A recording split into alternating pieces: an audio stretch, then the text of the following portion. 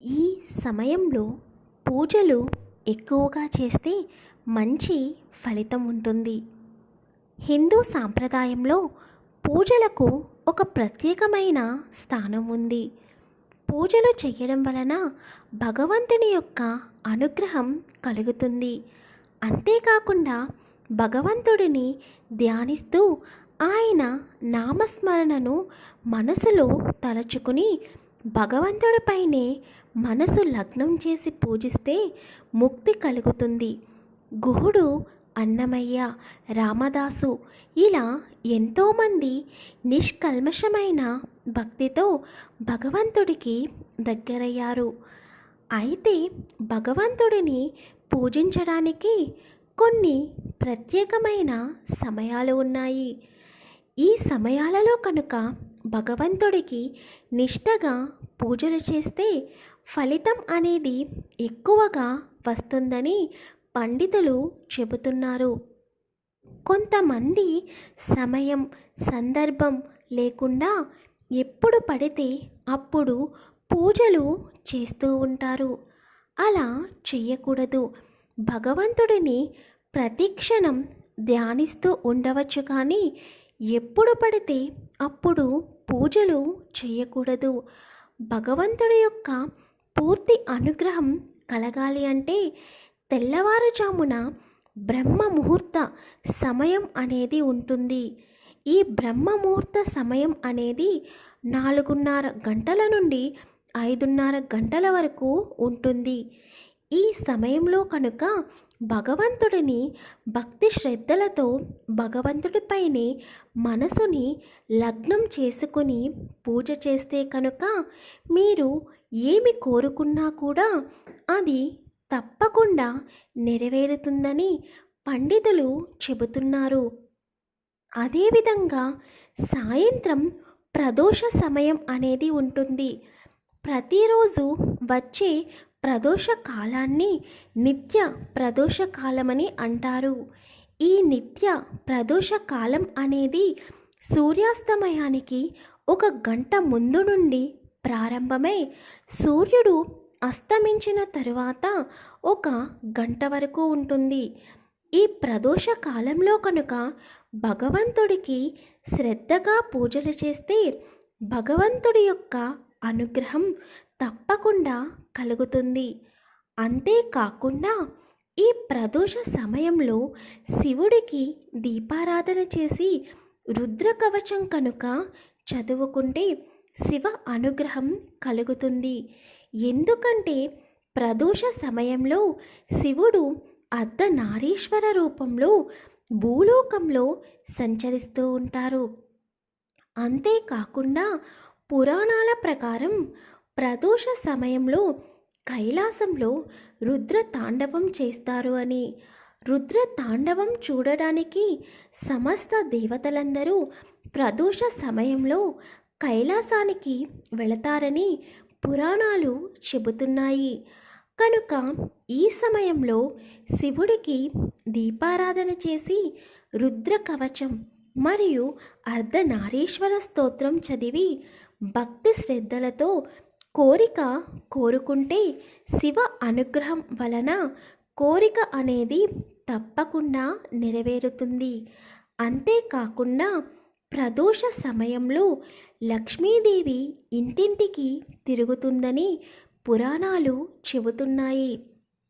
ఈ సమయంలో లక్ష్మీదేవికి దీపారాధన చేసి లక్ష్మీ స్తోత్రాన్ని చదువుకుంటే లక్ష్మీ కటాక్షం కలుగుతుంది.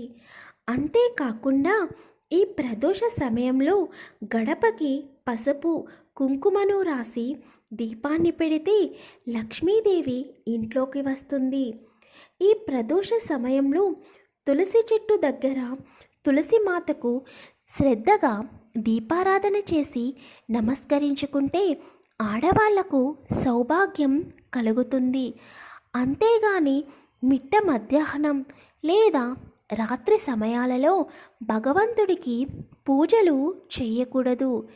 ఇవి అనుకూలమైన సమయాలు కావు. ఎందుకంటే రాత్రి సమయాలు అనేవి ఎక్కువగా దుష్ట శక్తులను ఆవాహనం చేసుకోవడం కోసం తప్ప దైవానుగ్రహానికి పనికిరాదని పండితులు చెబుతున్నారు. అదేవిధంగా మిట్ట మధ్యాహ్నం భగవంతుడు విశ్రాంతి సమయంలో ఉంటారని, అందుకే ఆ సమయంలో పూజలు చేయకూడదు. అయితే ప్రతినిత్యం మొదటి పూజ అనేది వినాయకుడికి చేస్తూ ఉంటాము. వినాయకుడి యొక్క విగ్రహం తొండం ఎడమవైపున ఉండేటట్లుగా చూసుకోవాలి. అలాంటి విగ్రహాలను మాత్రమే ఇంటిలో పూజ చేయాలి. లక్ష్మీదేవి యొక్క అనుగ్రహం కలగాలంటే లక్ష్మీదేవి పచ్చరంగు చీర కట్టుకుని అటు ఇటు ఏనుగులు ఉన్న ఫోటోకి పూజ చేస్తే మంచి ఫలితాలు కలుగుతాయి. భగవంతుడికి ఎప్పుడూ కూడా పచ్చి పాలను నైవేద్యంగా పెట్టకూడదు. అదేవిధంగా కాచిన పాలను అభిషేకానికి వాడకూడదు. చాలామంది జపానికి జపమాల వాడుతూ ఉంటారు. అయితే జపానికి వాడే జపమాల ఎప్పుడూ కూడా మెడలో వేసుకోకూడదు.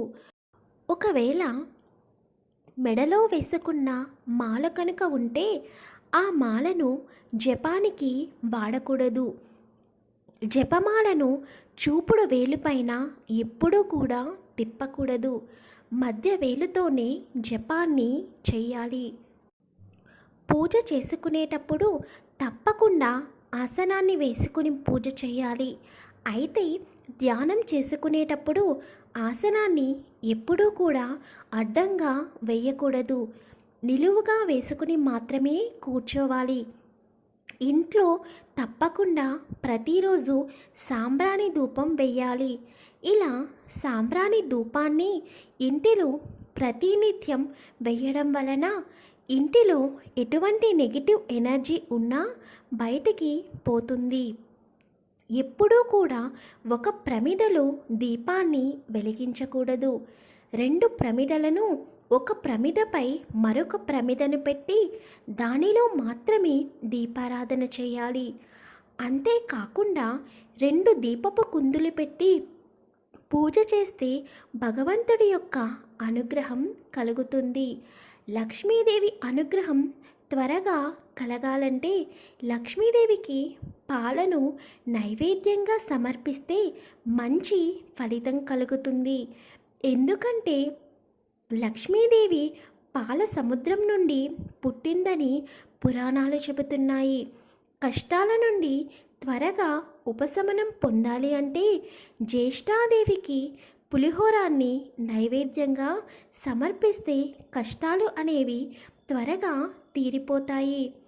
ఒకరు వేసుకున్న రుద్రాక్ష మాలను మరొకరు ధరించకూడదు. ఆదివారం రోజున సూర్యుడికి ఎంతో ఇష్టమైన రోజు.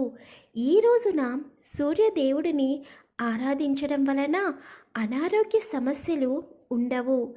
ఆరోగ్యంతో పాటు జ్ఞాపక శక్తి కూడా పెరుగుతుంది. సూర్య భగవానుడికి తెల్లటి ధాన్యము లేదా గోధుమ నూకతో చేసిన ప్రసాదాన్ని సమర్పిస్తే శుభ ఫలితాలు కలుగుతాయి. సోమవారం రోజున శివునికి బిల్వ పత్రాలతోనూ మారేడు పత్రాలతోనూ పూజిస్తే సిరి సంపదలు కలుగుతాయి. మంగళవారం ఆంజనేయ స్వామికి మరియు దుర్గామాతకు ఇష్టమైన రోజు. ఈ రోజున ఆంజనేయ స్వామిని మరియు దుర్గామాతని పూజిస్తే శుభ ఫలితాలు కలుగుతాయని శివపురాణం చెబుతున్నది. అదేవిధంగా మంగళవారం రోజున కాళికామాతను కూడా పూజించాలి. మంగళవారం రోజున ఆంజనేయ స్వామికి తమలపాకుల దండ లేదా వడలు మాలను వేసి పూజిస్తే భయాలు అదేవిధంగా రోగాలు పోతాయి. వినాయకుడికి ఇష్టమైన రోజు బుధవారం.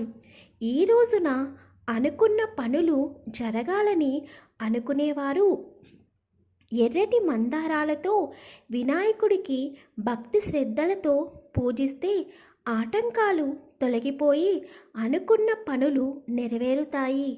గురువారం దత్తాత్రేయుడు మరియు సాయిబాబాను పూజించాలి.